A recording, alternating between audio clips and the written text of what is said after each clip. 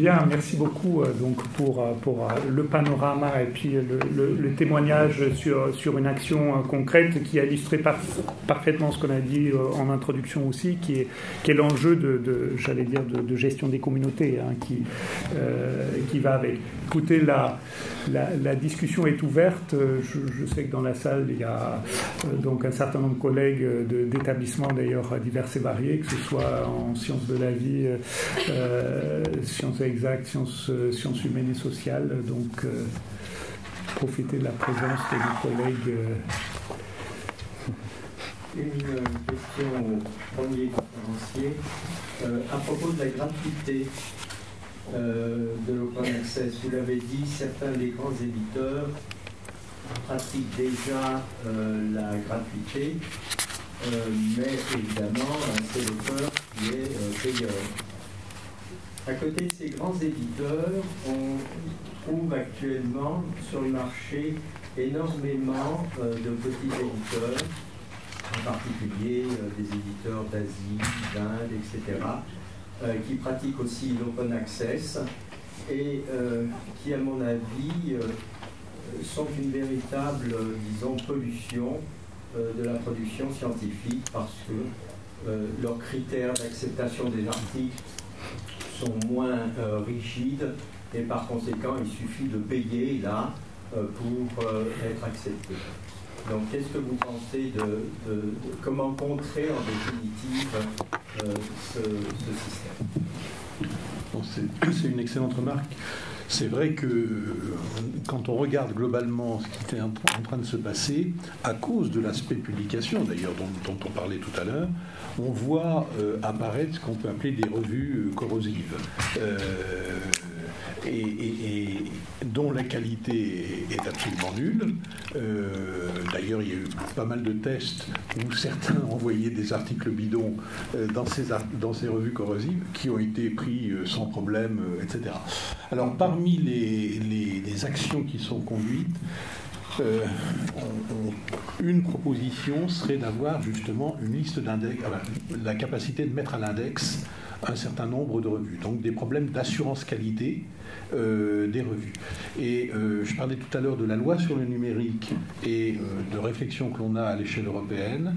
La création d'un index, d'une liste, d'une blacklist de revues de ce type fait vraiment partie des objectifs, de telle manière qu'on puisse porter au vu de tout chercheur les risques qu'il y aurait à utiliser ce genre de choses.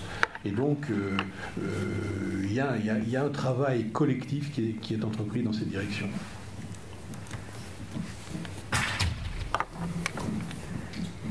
Ouais, je suis vraiment très très content de vous avoir entendu tous les trois.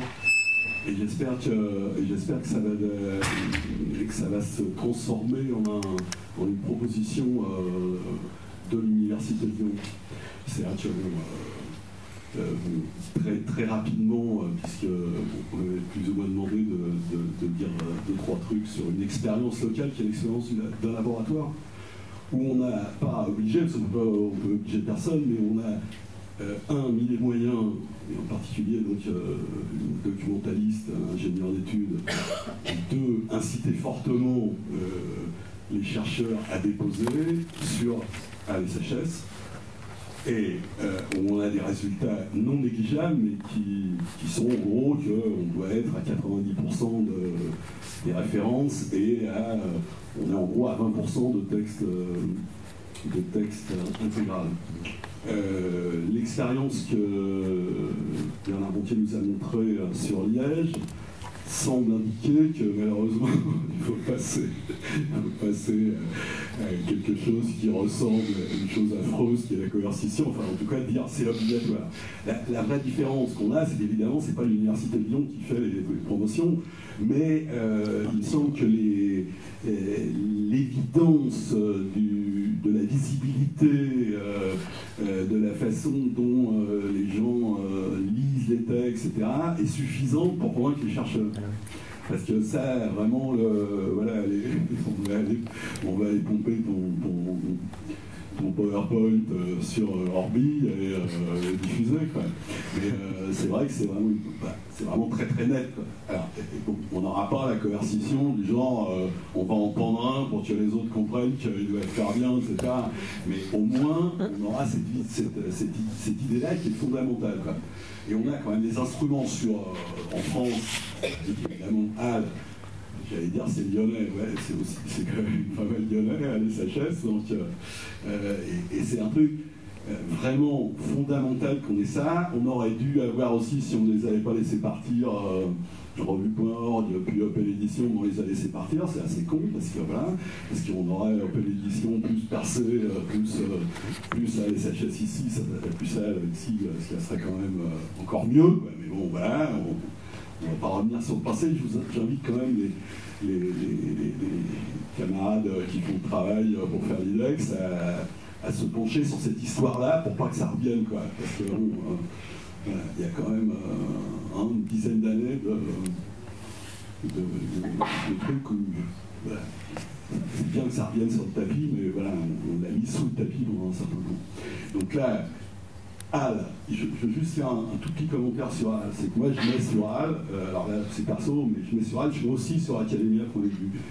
Et c'est incontestablement la visibilité par HAL et les téléchargements par HAL, surtout maintenant qu'on peut voir combien de téléchargements, etc., est infiniment plus grande que sur academia.edu. Non mais c'est impressionnant la différence.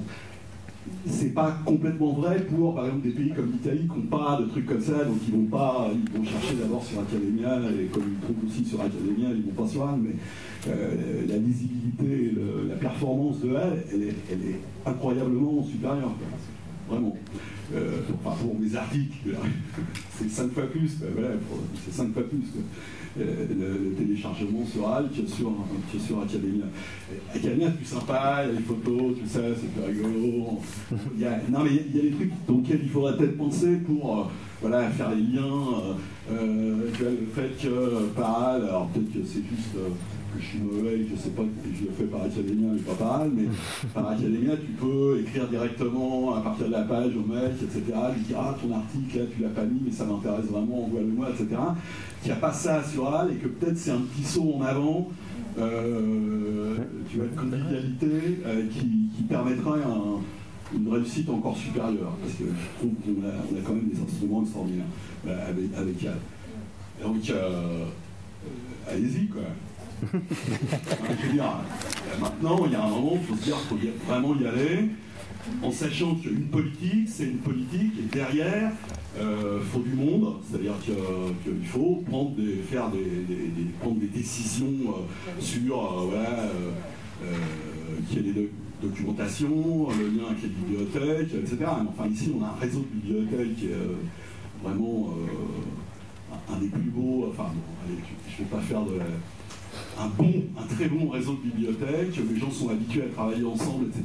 S'ils sont liés d'emblée à ce programme-là pour l'IDEX, enfin pour l'Université de Lyon, on enlève les ex qui sont là parce qu'on est obligé de les mettre, quoi, les ex-philo, mais cette idée magnifique de l'Université de Lyon, et sur cette politique-là de l'open access, on doit affirmer notre politique et on doit dire qu'on va mettre des moyens.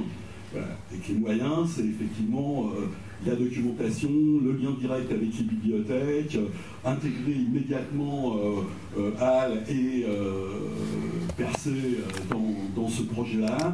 Et là, on est les rois du pétrole, quoi. Peut-être juste un commentaire à propos de la coercition sur ce pauvre garçon qui a loupé sa promotion. D'abord, j'ai des bonnes nouvelles à vous donner. Il est passé à la promotion suivante. Il a mis ses 450 articles et on lui a donné un coup de main. Et aujourd'hui, c'est mon plus ardent défenseur. C'est celui qui va partout et qui parle partout de Orbi en disant qu'il faut jouer cette carte-là. Donc en fait, en faisant ça, j'ai cru me faire un ennemi, je me suis fait un allié. Donc voilà, petite expérience supplémentaire. Bonjour, David Durasex, INSA de Lyon. J'avais une question plutôt technique sur Orbi. Vous avez dit que les ouvrages n'étaient pas obligatoire en dépôt en ligne à cause des contrats éditoriaux. Mais en fait, il y a la même chose sur les articles, puisqu'il y a le copyright transfer agreement. Ouais. Et un nombre important de revues refusent le dépôt des postpoint sur des archives. La page web de moins en moins. Donc plus de 60% des éditeurs sont d'accord, et même les pires. Donc je peux même pas dire que Elsevier nous empêche de. Donc eux ils sont plutôt ouverts, mais eux ils ont très très vite compris l'intérêt d'inverser le système. Hein. Et donc ok, vous le voulez gratuit, vous l'aurez gratuit, mais vous allez douiller pour publier. Et comme vous êtes moins nombreux à publier qu'à lire, ça va vous coûter méchamment cher. Mais bon. Donc voilà, ça c'est cette caractéristique-là. Maintenant, beaucoup de petites revues ou de plus petits éditeurs, et c'est dommage, sont très effrayés par le système et donc refusent catégoriquement. Et donc chez nous, le travail est dans le dépôt et il reste fermé et il est vu 18 fois moins que s'il était ouvert, mais il est là et donc sur demande on peut l'obtenir parce que l'obtention d'un exemplaire a toujours été possible. Donc ici, on n'est pas en transgression par rapport à ça. Pour les livres, c'est un peu plus compliqué et il est rare. En fait, beaucoup de gens souhaitent lire les livres en les ayant en main. Hein. Donc ça reste quand même encore une valeur papier qui n'est pas négligeable. Mais l'information... donc quand vous avez besoin d'une information, vous savez qu'elle se trouve quelque part au milieu d'un travail de 600 pages, vous devez pouvoir retourner à la page et le sortir sans nécessairement acheter le bouquin et donc pouvoir le citer dans les bonnes conditions, etc. Donc il faut à ce moment-là faire une démarche qui est la même que celle qu'on faisait quand on allait dans une bibliothèque pour lire ce que la bibliothèque avait acheté. Et donc, on prend un contact direct avec l'auteur et on lui demande. Mais bon, ça reste évidemment loin de l'efficacité de l'open access, on est bien d'accord. Hein. Donc voilà, il y a alors d'autres documents qui sont plus difficiles à partager. Il y a des cartes géographiques. Enfin, il y a des tas de choses qui présentent un peu plus de difficultés. Et donc, quand on regarde tout le spectre de ce qu'une université complète produit en termes de publication, c'est évidemment très très très très complexe hein, et très varié. Mais le gros de la production, ça reste quand même les articles, en termes de numérique. Bonjour. Moi aussi, j'ai une question un peu pratique pour vous, Bernard Rentier. Vous avez dit à plusieurs reprises, on a aidé tel chercheur à déposer, Oui. C'est-à-dire que comment ça s'est organisé concrètement au sein de votre établissement? Il y a eu des moyens humains qui ont été mis qui ont été mis en place pour aider certains chercheurs pour faire le boulot de dépôt à la place de chercheurs. À quel niveau, pendant combien de temps? Voilà, moi je suis aussi un fervent partisan d'un dépôt quand même systématique, mais après effectivement peut-être qu'il faut amorcer la pompe, c'est-à-dire avoir des moyens pour aider certains chercheurs. Oui, donc on a mis à disposition une aide, mais c'est beaucoup moins massif qu'on pourrait imaginer. Donc disons que dans le réseau des bibliothèques, il y a 5 personnes qui ont été consacrées à ça, mais même pas full-time. Hein. Donc ce sont des gens qui avaient aussi d'autres tâches au niveau du réseau de bibliothèques de Liège. Donc 5 personnes affectées à ça, connaissant bien la musique. On s'est équipé avec les systèmes de scanner OCR, etc., pour pouvoir aider les gens, mais on laisse toujours le chercheur au centre de l'opération, c'est-à-dire que notre principe, c'est que ça n'est jamais aussi bien fait que quand c'est fait par le chercheur lui-même.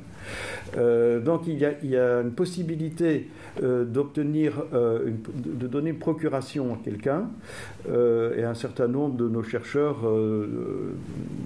surtout parmi les professeurs les plus chevronnés, confient à des assistants ou à leur secrétariat la possibilité de le faire. Donc, on constate que généralement, quand ce ne sont pas des chercheurs, soit le chercheur lui-même, soit de ses assistants, mais qu'il s'agit d'une secrétaire, ça peut être un peu plus laborieux, parce qu'il y a un certain nombre d'éléments clés à mettre dans le système avec lesquels ils ne sont pas nécessairement familiers. Mais on a maintenant des secrétaires de département qui font ça pour les départements très très bien et qui ont vraiment acquis la méthode. Donc finalement, moi j'étais un peu inquiet en me disant combien d'équivalents temps plein allons-nous devoir mettre pour que notre système fonctionne. Eh bien c'est relativement peu. En équivalent temps plein, disons que c'est peut-être 3-4. Donc c'est quand même une belle performance, mais j'ai une magnifique équipe là, qui est dirigée par quelqu'un que beaucoup d'entre vous connaissent probablement, qui s'appelle Paul Thirion, et qui a vraiment été le moteur de l'opération. Moi, j'ai été le soutien politique derrière, et je me suis beaucoup impliqué, personnellement, y compris écrire aux gens quand ça n'allait pas, etc. Et ressasser en permanence, en tant que chef de l'établissement, en permanence la nécessité de jouer le jeu. Et en veillant à avoir aussi ce petit côté Coca-Cola qui est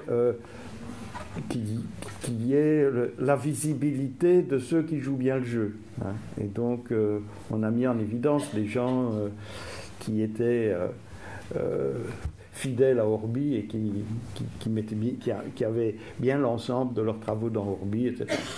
Et si vous allez sur le site d'Orbi, vous le trouverez facilement, Google nous relaye très bien, vous verrez...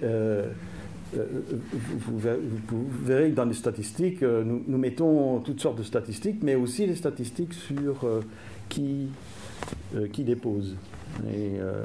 Alors, vous verrez aussi, si vous regardez ces statistiques, que ceux qui sont les plus obéissants, entre guillemets, ce sont les sciences humaines. Alors là, c'est un retournement de situation incroyable, parce que la première année, c'était pas du tout comme ça, et j'avais une opposition massive de toutes les facultés de sciences humaines qui me disaient non, mais vous parlez de vos histoires, ouais, vous êtes virologue, donc c'est normal que ça vous amuse de faire ça, mais nous, ça correspond à rien chez nous, c'est n'importe quoi votre bazar. Et donc, et alors, progressivement, ça s'est complètement retourné. Et donc, ce qui est le plus téléchargé chez nous, parce que c'est vrai que des travaux de virologie, vous allez les trouver dans PubMed, vous n'avez pas besoin d'Orbi pour les trouver, même à travers Google Scholar. Par contre, ce qui est le plus téléchargé, ce sont les travaux en français. Alors là, c'est l'explosion, totalement inattendue, parce que ça part au Québec, en Suisse, en Afrique, partout. Hein. Donc la visibilité de la production scientifique en français a littéralement explosé dans la maison, et les sciences humaines. Et alors les représentants des sciences humaines me disent « Monsieur, ce que vous avez fait, c'est extraordinaire pour nous, parce que maintenant nous recevons des commentaires sur nos travaux de gens avec lesquels on n'avait aucun contact. » Et donc c'est vraiment... Voilà, et c'est pour ça qu'il n'y a plus besoin de dire maintenant vous êtes obligé, sinon je vais aller voir si vous avez bien fait votre devoir, etc. C'est fini ça, c'est fini. Il a fallu amorcer comme ça, parce que ça ne démarrait pas tout seul, bien sûr, et parce que les préjugés étaient énormes.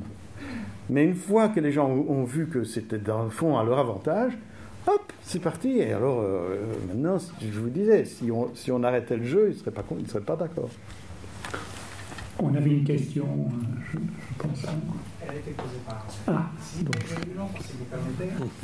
Combien de temps pensez-vous... Il y a un micro qui arrive. Oh, je peux parler plus fort que ça. Il y a le captage, je pense.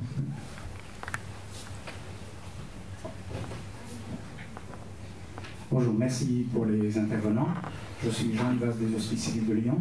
Je me demandais combien de temps pourrait s'écouler entre l'initiation d'un tel système en sciences, par exemple, et en médecine, et sa prise en compte dans l'évaluation des carrières et des candidatures.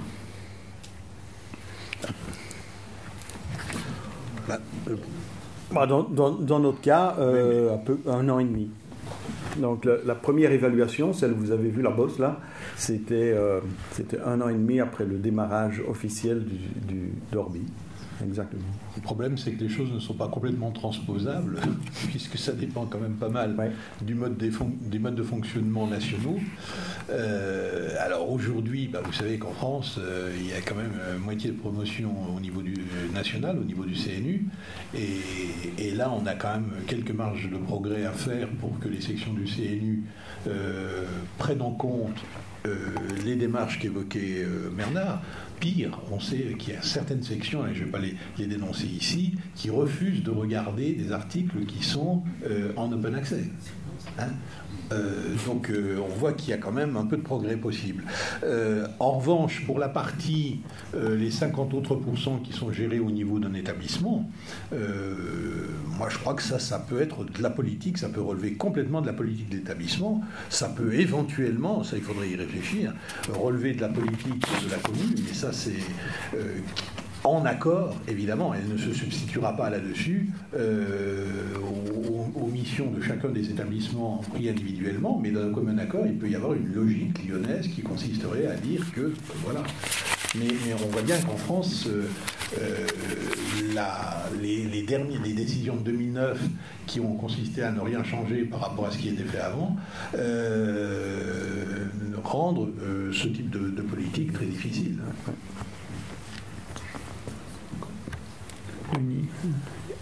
Pardon. Bonjour, Jean-Fabrice Lebrazzi. Donc, moi, je suis professeur à Lyon 3 en gestion avec mon collègue Peter, et puis j'étais à plusieurs. On était en charge du projet HAL pour Lyon 3. Une petite remarque rapide et une question. La remarque, très intéressée par tous ces débats, on voit qu'il y a quand même des menaces et des opportunités. Menaces, vous avez cité les petits éditeurs. C'est sûr qu'en tarissant les flux financiers, on va assister à des regroupements au niveau mondial et que les petits éditeurs, je sais pas, en France, ESCA ou des choses comme ça, vont disparaître. Et il va rester que des gros qui peuvent avoir une offre diversifiée et donc qui seront des partenaires intéressants en termes de négociation. Donc ça, je pense que c'est un mouvement inéluctable. C'était vrai il y a 20 ans. Oui, mais numérique aidant, comme je suis aussi chargé de mission numérique, ça accélère, je pense, ce mouvement. Et justement, du point de vue numérique, il y a un aspect qui est intéressant là en termes d'opportunités, au niveau notamment des bibliothèques universitaires, puisque ça va amener à repenser le fondement de ces lieux. À partir du moment où on numérise tout, les lieux vont être à réimaginer, à réinventer. Donc là, je pense qu'il y a un chantier qui est assez intéressant. Tout à fait. Alors j'aurais juste une toute petite question. On a beaucoup parlé des articles, et c'est normal, puisque moi je suis en gestion, par exemple, on évalue principalement sur les articles à la revue de comité de lecture. Il y a aussi le domaine des livres, qu'on a un peu évoqué. Et là, je me demande comment on réagit face au piratage. Puisqu'il y a des sites entiers où on peut trouver la majorité de ce qui sort chez Springer, etc., accessible très facilement. Quand on va à l'étranger, ils téléchargent tous. Donc, comment on prend en compte, ou est-ce qu'on prend en compte cet aspect du piratage qui fait que une grande majorité de chercheurs maintenant, pour leurs livres, ils les téléchargent. Oui, bon, je crois que il y a cet aspect piratage sur les livres. Il y a aussi, à l'inverse, les problèmes de mécanismes de protection des livres qui rendent parfois justement leur diffusion très difficile, y compris pour vous-même. Enfin, si vous êtes déjà battu avec certains des dispositifs qui sont mis en place, on voit bien. Donc, on a un petit groupe qui, au sein de Couperin, travaille sur les e-books et justement sur ces problèmes de e-book versus open access.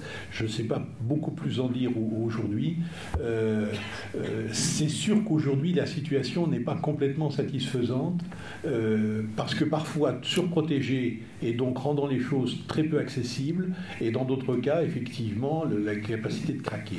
Alors, ceci étant, le piratage c'est illégal. C'est illégal, et c'est vrai pas uniquement pour les livres, hein, c'est vrai pour les revues, etc. Si vous me permettez, juste la réflexion sur la réflexion précédente, moi je crois que cette arrivée du numérique, on en parle dans le cadre de l'open access, mais c'est une réalité dans les SCD. Puisque aujourd'hui, je reprends notre négociation avec Elsevier, pratiquement tous les achats, on n'a pratiquement plus de papier. Tous les achats sont des achats numériques et on garde 2 copies de sauvegarde parce qu'on en a besoin quelque part, et le reste est uniquement sur du numérique.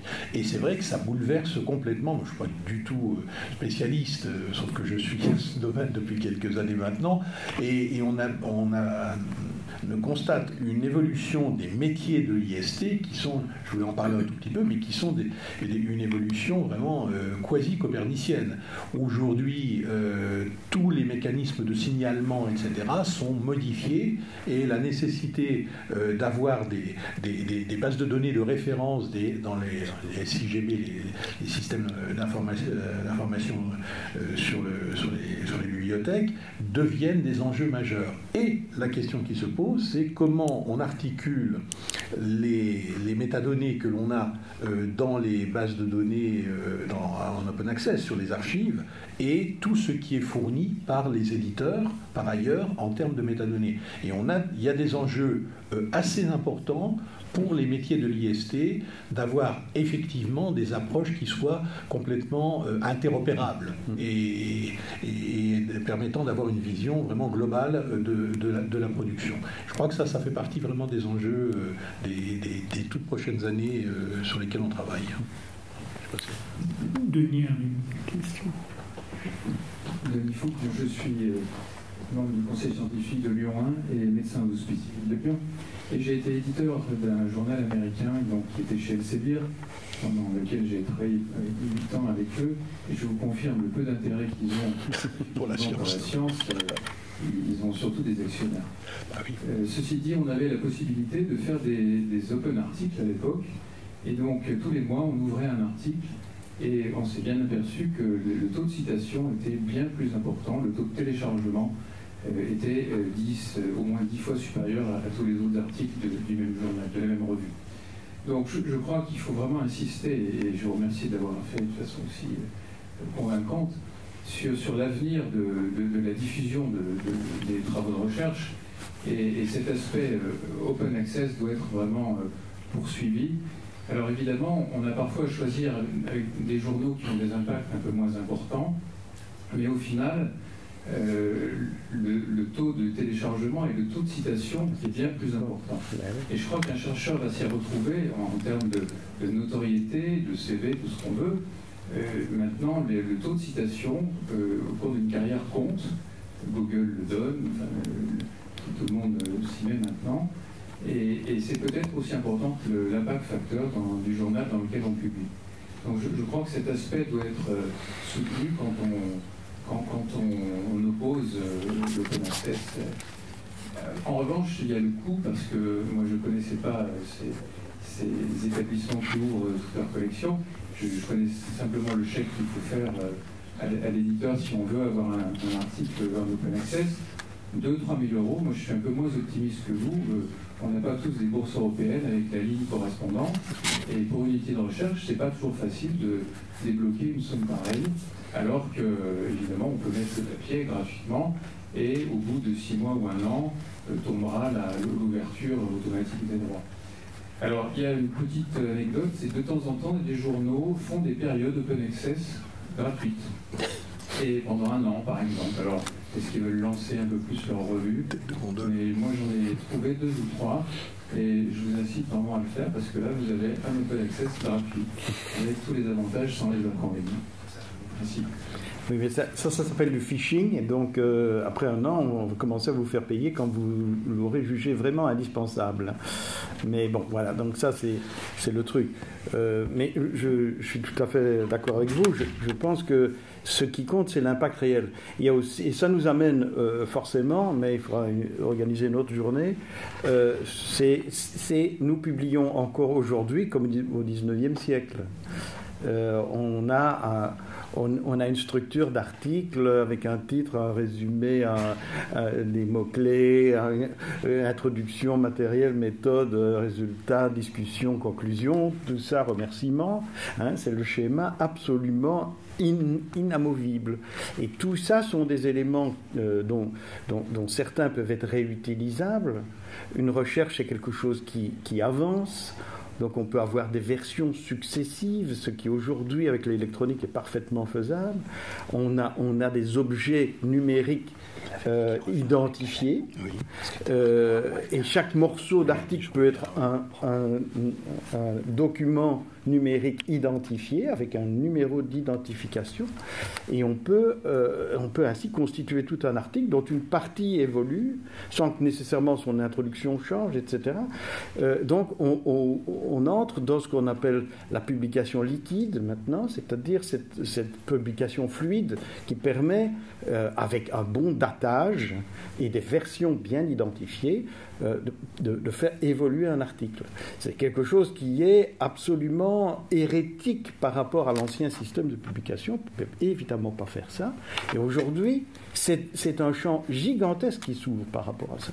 Et puis, vous pouvez alors faire du reviewing avec des reviewers qui vont écrire à propos de votre article, et ce qu'ils auront écrit est aussi un document numérique identifié qu'ils peuvent mettre dans leur curriculum vitae.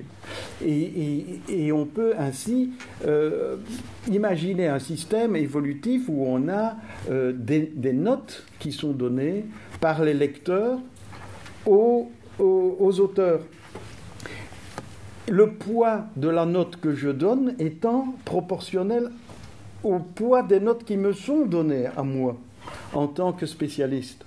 Et donc quand je juge l'article de quelqu'un, mon jugement pèse plus ou moins lourd en fonction de la manière dont je suis moi-même évalué par les autres. Et ça vous refait un réseau de reviewing qui est un réseau relativement fermé finalement, des spécialistes de discipline, et ça nourrit une forme de discussion dans laquelle chacun n'a pas l'impression de perdre son temps, parce que d'abord il ne travaille pas de manière anonyme, il ne travaille pas pour les beaux yeux de l'éditeur, et il contribue de manière positive aux travaux des autres. On me dit c'est impossible parce que vous savez l'anonymat doit être respecté. Attendez, vous allez faire une communication dans un congrès scientifique, vous êtes tout à fait nonyme, et les gens dans la salle sont tous parfaitement nonymes. Donc l'anonymat n'est absolument pas une nécessité, et on peut avoir une discussion scientifique où on se mord le nez parfois sur des sujets. Donc je crois qu'on est aujourd'hui à la veille d'une révolution extraordinaire qui viendra des jeunes, parce qu'ils sont tellement habitués à leur Facebook et autres machins du genre que l'information circule comme ça. Et l'information scientifique doit pouvoir circuler comme ça. Elle doit pouvoir. Et elle le fera. Que nous ayons envie ou non. Notre problème à nous les vieux, c'est d'essayer de canaliser le système pour que ça ne dérape pas complètement et que ça ne devienne pas n'importe quoi. Et donc, il faut quand même qu'on ait un minimum de confiance les uns et les autres. Donc, le système qui doit s'élaborer est un système compliqué. Mais vous allez voir que si on se donne rendez-vous dans 5 ans, on aura déjà décalé très très fort les choses vers ce type de communication scientifique où on est revenu à non pas peaufiner nécessairement son curriculum vitae, mais à communiquer sa science. C'est quand même tout à fait différent. Alors, si je complète peut-être ce que vient de dire Bernard, le côté obscur de la force. Oui. Là, c'est quand ça marchera bien, ce que tu es en train de dire, avec effectivement les commentaires qui accompagnent les articles, etc. La réalité aujourd'hui, elle est beaucoup plus inquiétante, parce que les commentaires que font les reviewers lors des différentes versions d'un article, avec des révisions, etc., restent où actuellement ? Ils restent chez les éditeurs. Et ils sont propriété privée des éditeurs. Alors c'est pire encore que les publications, parce que les publications, on sait que un jour ça sort, mais les commentaires qui auront été faits sur les articles restent soigneusement engrangés dans des bases de données. Et quand je parlais tout à l'heure de souveraineté scientifique, on voit au travers de l'ensemble de ces informations masquées et utilisées uniquement par ces dits éditeurs, des capacités formidables de définir des orientations de certains thèmes scientifiques, de voir un peu quels sont les types de jugements qui peuvent porter sur tel et tel article. Et ça, c'est complètement obscur, c'est-à-dire que ce n'est pas du tout. Et ce que tu viens de dire, là, je pense que c'est extrêmement important, mais c'est la situation actuelle, c'est justement, malheureusement, le contraire, et avec le numérique, bien plus pernicieux. Mais je ne sais pas si vous avez vu, mais hier, tournait un buzz sur les réseaux sociaux à propos d'un reviewing fait par... sur PLOS, Public Library of Science, reviewing considéré comme sérieux, mais transparent. Et donc, c'était une dame qui avait publié, enfin qui était premier auteur d'un article et qui a reçu dans les remarques un conseil d'un reviewer disant que ça devrait être revu par un chercheur mâle ou peut-être que ce soit un chercheur mâle qui soit le premier auteur parce que ça donnerait plus de crédit à ce travail. Donc quand vous voyez des choses comme ça, ça veut dire qu'on est loin et que si ça se passe dans des milieux obscurs, je ne vous raconte pas la qualité. Donc moi j'ai quand même des grandes réserves sur ce que nous avons l'habitude de considérer comme sacro-saint, qui est le peer review. Et de temps en temps, je l'écris à la française PIRE, parce que c'est difficile de faire pire. Mais bon, voilà. Je crois qu'il n'y a pas de système parfait, certainement pas dans le reviewing. Il faut aussi avoir l'audace de faire un reviewing ouvert et d'oser dire ce qu'on veut dire. Mais pour le moment, l'obscurité sur le peer reviewing est évidemment insupportable. Je crois que c'est très malsain. Vous avez présenté Orbi en tant qu'outil d'archivage, on a parlé de HAL. Je pense qu'effectivement ces outils sont extrêmement intéressants et importants, mais je ne suis pas fondamentalement convaincu qu'ils permettent de résoudre le vrai problème qui est finalement tout l'argent qu'on envoie aux maisons d'édition, puisque finalement ils sont là pour nous redonner accès en quelque sorte à des informations pour éviter d'avoir à les repayer. Mais il n'en demeure pas moins que toutes les universités ou les écoles donnent de l'argent aux maisons d'édition. Et il me semble qu'une solution pourrait être quelque chose qui a été, si j'ai bien compris du moins, par Monsieur Finance à la fin de son exposé. J'ai cru comprendre que vous avez parlé de journaux qui seraient créés par des institutions et qui permettraient peut-être d'éviter à donner cet argent aux maisons d'édition, parce qu'on est assez grand, il me semble, pour se débrouiller tout seul, parce que comme vous l'avez fait remarquer, on est à la fois le lecteur, le reviewer, etc. Et donc, en fait, j'aurais aimé en savoir un peu plus. Moi, en ce qui me concerne, je suis du domaine de la mécanique. Je serais le premier à vouloir créer un tel journal, si c'était possible. Et j'aimerais bien savoir comment, enfin, en savoir un peu plus, justement, savoir comment ces journaux ont été créés, et si c'est possible d'en créer d'autres. Mais est-ce qu'il faut vraiment penser à un journal ?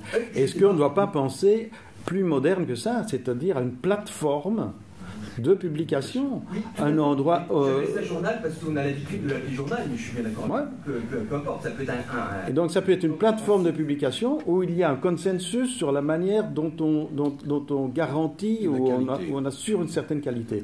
Ça, on ne doit pas contourner ça. Maintenant, le procédé, la manière d'évaluer cette qualité, elle n'est pas partagée par tout le monde et il y a plusieurs hypothèses. Mais je pense que l'avenir, ce sera une plateforme qui s'appellera Science for All, peu importe, et sur laquelle, de votre initiative, vous déposerez l'article que vous avez envie de déposer en vous mettant en danger parce que vous dites votre nom et vous dites ce que vous avez envie de rendre public. Et à ce moment-là, vous devez pouvoir vous faire démolir ou vous faire encenser en fonction. Et tant qu'on reste dans un milieu évidemment fréquentable, il n'y a pas de problème. Le problème, c'est quand vous êtes dans des domaines comme le domaine médical, ou alors vous avez monsieur tout le monde qui intervient pour dire ce qu'il pense, et ça peut être une catastrophe. Mais je pense qu'aujourd'hui, nous devons bien réfléchir au fait qu'aujourd'hui, ce qui est en libre accès sur l'Internet, c'est majoritairement du junk. C'est majoritairement les lobbies anti-vaccins. Je ne vous parle pas des philosophies diverses et religions. Donc, sur l'Internet, il y a tout et n'importe quoi, c'est ce qui lui donne sa mauvaise réputation. Donc, il faut quand même qu'on arrive à canaliser sur une plateforme à peu près contrôlée, mais contrôlée par qui, de quel droit, pourquoi est-ce que moi je devrais être un contrôleur. Enfin, donc, il y a beaucoup de questions posées, mais je pense que la notion de partage d'informations doit revenir au premier plan. Et pas, j'ai écrit pour améliorer mon CV. Donc, je veux partager ce que j'ai. Mais je pense que c'est un peu l'objet de ces fameux journaux institutionnels il me semble, mais il ne faut quand même pas oublier une chose. Retour aux sources. Il faut aussi que ces journaux-là, parce que vous l'avez également évoqué, il y a aussi la phase d'évaluation de chaque chercheur. Bien sûr. Donc, si je ne fais que mettre en ligne quelque chose, c'est pas ça qui me permettra à moi d'être évalué positivement par mon institution. Donc, il faut que ces journaux nous permettent aussi d'être évalués comme pourraient l'être les autres journaux. Je pense que ce qu'on j'appelais les épijournaux, on a quelques exemples, mais la question de fond, c'est vrai ce que dit Bernard, c'est assez futuriste quand on dit déstructurer les journaux pour avoir des productions évolutives dans le temps, etc. Ça, je pense que c'est peut-être l'étape N+1.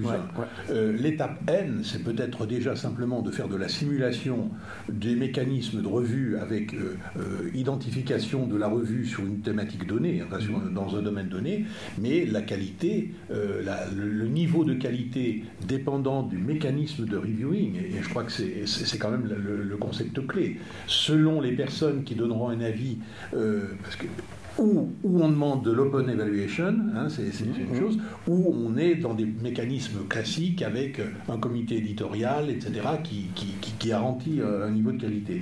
Et certainement, l'idée d'Épijournal, c'est quand même de passer par une première étape qui est celle-là, avant de passer à l'évaluation ouverte, style Wikipédia ultérieure. Mais bon, dans les transparents, vous avez quelques références justement à Open Edition et à des choses de ce type-là. Alors, on a dit peut-être très très court, très bref, parce que le rôle d'animateur, c'est surtout un rôle très désagréable de devoir garantir. Voilà. Donc, je vais être très brève. Christine Berthaud, directrice du CCSD, donc notamment l'archive virtuelle, et puis un projet qui s'appelle episcience.org, qui est une plateforme en fait de revues qui sont construites au-dessus des archives ouvertes et qui notamment répondent à la question du reviewing, du peer reviewing, puisque là on a mis en place des comités scientifiques. Par exemple, les mathématiciens ont mis en place un comité scientifique qui est composé de 5 médailles Fields. Donc, je pense qu'en termes de niveau scientifique, là on est bien à un niveau qui devrait correspondre à un reviewing de qualité. Et donc c'est une expérience qui démarre bien sûr, mais qui est également soutenue par ENRIA. Et là, actuellement, on a 2 journaux qui sont créés. Il y en a un, c'est en fait un journal qui existait auparavant, qui a migré sur cette plateforme. Un autre en Digital Humanities, qui est une création, donc ces journaux existent depuis à peu près 1 an maintenant. On est en discussion avec d'autres communautés, donc bien évidemment, si vous êtes intéressé par créer des épijournaux, donc là, sachant que le mode de soumission passe par une archive ouverte, et puis c'est au-dessus en fait.